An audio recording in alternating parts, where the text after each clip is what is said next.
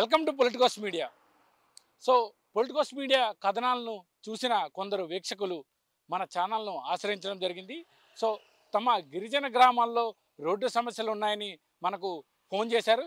So వారి సమస్యలను మనం ఇవాళ మన పొలిటికోస్ మీడియాలో చూపించేందుకు ఈ గ్రామానికి చేరుకున్నాం. ప్రస్తుతం మనం అల్లూరి సీతారామరాజు జిల్లా అనంతగిరి మండలంలోని కాశీపట్నం గ్రామానికి అయితే వచ్చాం.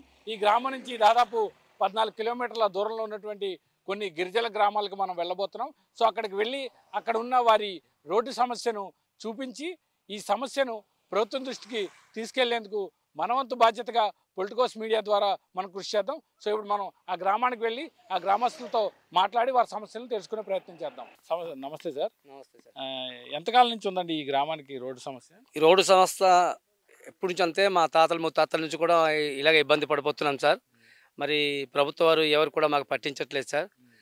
ఇంతకు ముందు అయితే ఒక అధికారంలో నాయకులు వచ్చినా కూడా ఇంతవరకు అడిగి తెలుసుకున్నాం, కానీ మరి ఎవరు కూడా మాకు స్పందించట్లేదు. మరి తర్వాత కొన్ని నాగరికతలు వచ్చిన తర్వాత మా బావగారిని మళ్ళీ సర్పంచ్ గారిగా ఎన్నుకున్నాం, గెలిపించినాం. ఆయన ద్వారా కూడా ఈ రోడ్డు మార్గం చూపిస్తారని ఎన్నోసార్లు అడిగాము, ప్రపోజల్ పెట్టాము కూడా. ఆయన ఉన్నప్పుడు కూడా అవ్వట్లేదు. నా పేరు మజ్జాపారు సార్. నేను కత్తూరు విలేజ్లో ఉంటాను. బూడి విలేజ్లో సర్పంచ్ గారు ఉంటారు. ఇంకా మా 2 విలేజ్లు కలిపి ఇంకో 2 విలేజ్లు ఉన్నాయి సార్. మొత్తం 4 విలేజ్లు. జనబంతా మొత్తం ఒక బాట ఒక దారిలో నడుస్తారు. చాలా ఇబ్బంది పరిస్థితి. మాకు ఇక్కడ ఏ ఆదాయమైనా అమ్ముకోవాలంటే కాశీపట్నం సంతకి 12 కిలోమీటర్లు నడిచి వెళ్ళాలి సార్. అక్కడి నుంచి రావాలన్నా మరి మాకు చాలా ఇబ్బందికరంగా ఉంది. కష్టసుఖాలైన గర్భిణీస్తులు ఉన్న తిరిలికి మళ్ళీ హాస్పిటల్ జాయిన్ చేద్దామన్నా మనుషులు మోసుకొని తీసుకెళ్ళాలి సార్, డోలు మోత. తర్వాత ఈ కష్టసుఖాలు జబ్బు జ్వరాలు వచ్చినా వాళ్ళకి కూడా ఎమర్జెంటుగా హాస్పిటల్ జాయిన్ చేయాలంటే చాలా ఇబ్బంది పరిస్థితి సార్. పేషెంట్లకి మరి డోలి మోత మోసుకొని కాశీపట్నం వరకు దించాలి. చాలా నానా బాధలు పడుతున్నాం సార్. మరి రోడ్డు మార్గం లేక ఇబ్బంది పడుతున్నాం. 2004లో ఈ మట్టి రోడ్డు చేయడం జరిగింది. మట్టి రోడ్డు అయిన కాని నుండి అలాగ వర్షాలు వచ్చి జోరెలు కొట్టేసింది. మరి బళ్ళు గట్రా తిరగడానికి చాలా ఘోరంగా సార్.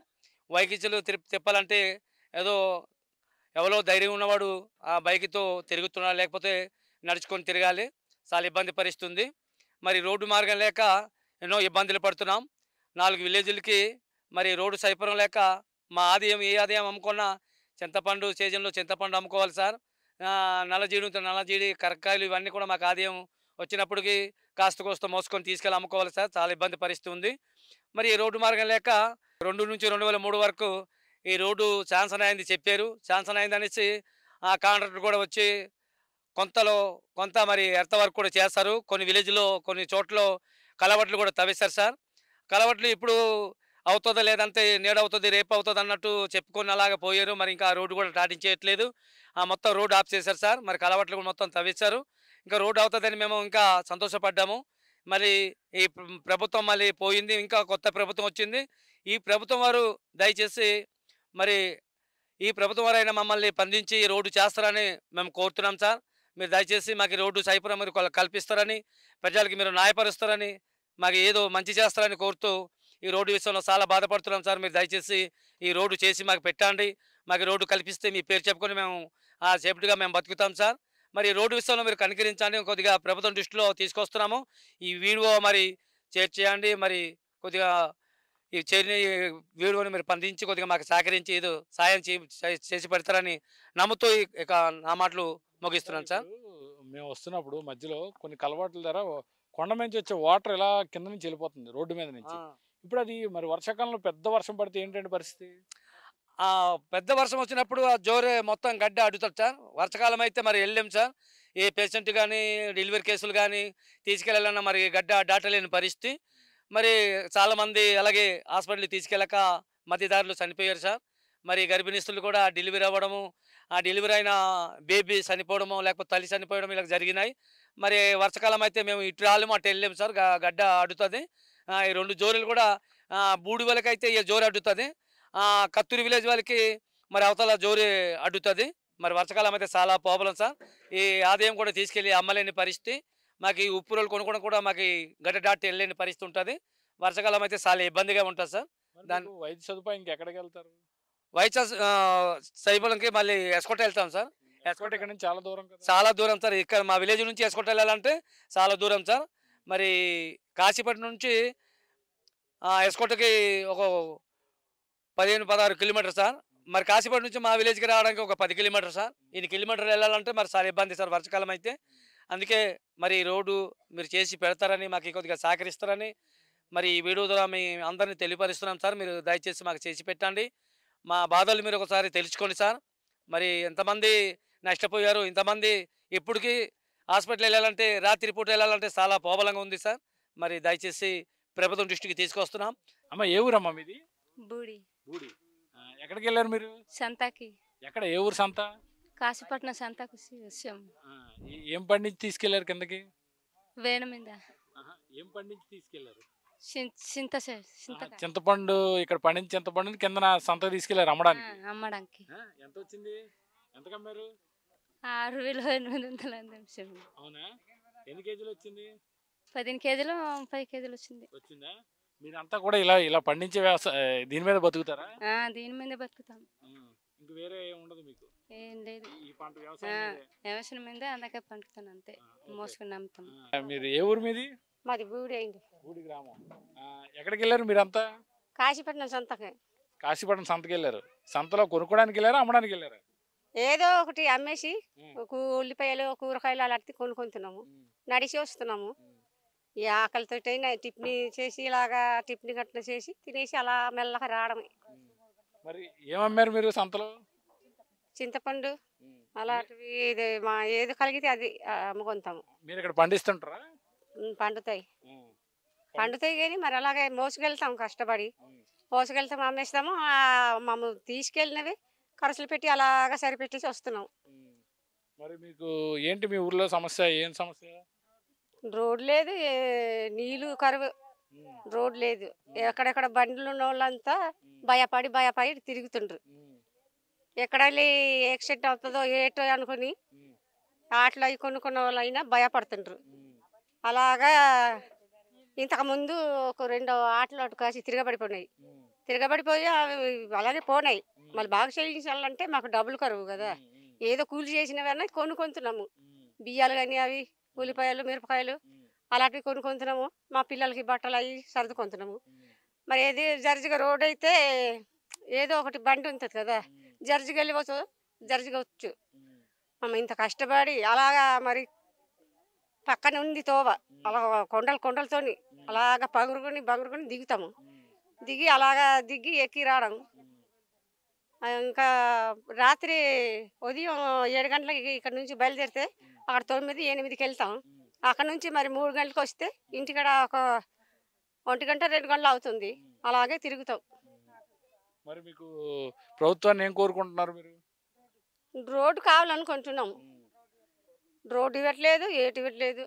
మరి ఏదో దేవుడి దయ వల్ల ఈ సంవత్సరంకైనా ఏదో కోరుకుంటున్నాం. వస్తుందో ఏటో. మరి మీరు ఓట్లు వేస్తారా? వేస్తాం. మరి అప్పుడు అడగలేదా రాజకీయ నాయకుల్ని? అడుగుతాం, అడిగించినా పట్టలేదు, ఎవరు పట్టించలేదు. అడుగుతాం మాము. అప్పుడప్పుడు ఎక్కడో మీటింగ్ వెళ్తాం. ఆ మీటింగ్ వెళ్ళి అడుగుతాం, ఏం సార్ ఇలాగా మాకు ఇబ్బంది ఉంది, ఏ రోడ్ లేదు, ఏ పైపులు లేవు, ఏ నువ్వులు లేవు అన్న. వాళ్ళు కూడా పట్టించలేదు. మా ఊరి పట్టించలేదు ఎవరైనా సరే. వచ్చారు పోతారు, వచ్చి ఏదో బెదిరించి తినేసి వెళ్ళిపోవడమే కానీ ఎవరు పట్టించలేదు. మరి మీకు ఏదైనా అనారోగ్యం అయితే ఎక్కడికి వెళ్తారు? వేసుకోటే వెళ్తాం. ఎక్కడో డెలివరీ మనుషులు అయితే జడ్జి ఉయ్యాలు కట్టుకుంటాం. అందులోనూ దుపాట ఏదో చేసి కట్టుకొని జడ్జి చేసి మోసుకెళ్ళి కాశీపట్నం బండి ఎక్కిస్తాం. అప్పుడు హాస్పిటల్కి తీసుకెళ్తాం. అలాగే పెద్ద పెద్ద కష్టాలు రోగాలు వచ్చిన వాళ్ళకి అలాగే తిప్పుతాం మోసుకొని. 2 మనుషులు అయ్యి ఆ మంచి గల వాళ్ళు కూలి కట్టించుతారు మోసిన వాళ్ళకి. కూలి చేసి మోయించి కాశీపట్నం బండి దించి అక్కడ నుంచి మళ్ళీ ఆటో ఏదో ఎక్కించి హాస్పిటల్కి తీసుకెళ్తాం. చాలా కష్టం కదా. కష్టమే. చెప్పండి, మీ గ్రామానికి ఏంటి ప్రధాన సమస్య? రోడ్డు గురించి సార్. రోడ్డు గురించి మాట్లాడుతున్నాం. మేము సొంతకైనా దేనికైనా వెళ్తే రాత్రి 3 గంటలకి బయలుదేరుతాం సార్. అక్కడ వెళ్ళినసరికి తెల్లవారిపోతుంది. మరి రాత్రికి భోజనం ఉండదు మాకు, మరి ఉదయం భోజనం ఉండదు. ఆకలితో అలాగే వస్తున్నాం. మళ్ళీ సాయంత్రం పడుతుంది ఆకలికి. చీతులకాయలు, చింతపండు ఏదో తీసుకెళ్ళింది మా కూలికి సరిపోతుంది. ఏది పండించినా మా కూలి తీసుకెళ్ళడానికే సరిపోతుంది. రోడ్ అయితే ఎక్కువ తీసుకెళ్తే ఎక్కువ వస్తాయి డబ్బులు, మోసుకొని తీసుకెళ్తే తక్కువ మా ఖర్చులకి సరిపోతాయి. పిల్లలకి చదువు గురండి ఏది గురండిగా కష్టం ఇబ్బంది అయిపోతాం. రోడ్ లేక రోడ్ అయితే బండ్లు గట్రా ఉంటే బండి మీద తీసుకెళ్ళి అమ్మేసి మేము ఏదో కూలి చేసిందంతా పిల్లలకి సరిపోయి మా ఇంటికి దాచుకోవడానికైనా బాగుంటుంది. మోసుకెళ్తే ఎంత 500 600 అమ్ముతున్నాము, అదే సంతకు అలాగే సరిపోతుంది మాకు. అంటే మీరు పండించినది అమ్మేసుకొని మళ్ళీ ఏవో కొనుక్కొని వచ్చేస్తారు. ఏదో కొనుక్కొని వస్తాను, ఆ కొనుక్కొనికే సరిపోతుంది. టిఫిన్ గట్రా తినడానికి అయితే మాకు మళ్ళీ డబ్బులు ఇది గట్రా చాలదు. ఇంటికి వచ్చి వండుకొని మళ్ళీ సాయంత్రం పడుతుంది తినడానికి. ఆకలితో అలాగ వస్తాం. రాత్రి 3 గంటలకు బయలుదేరాము ఈరోజు. ఇప్పుడు ఎంత అయింది టైం 12 అయింది. అలాగే ఆకలితో వచ్చాము. ఇప్పుడు వంట చేసి తినడానికి 3 గంటలు అవుతుంది. అదే మాకు.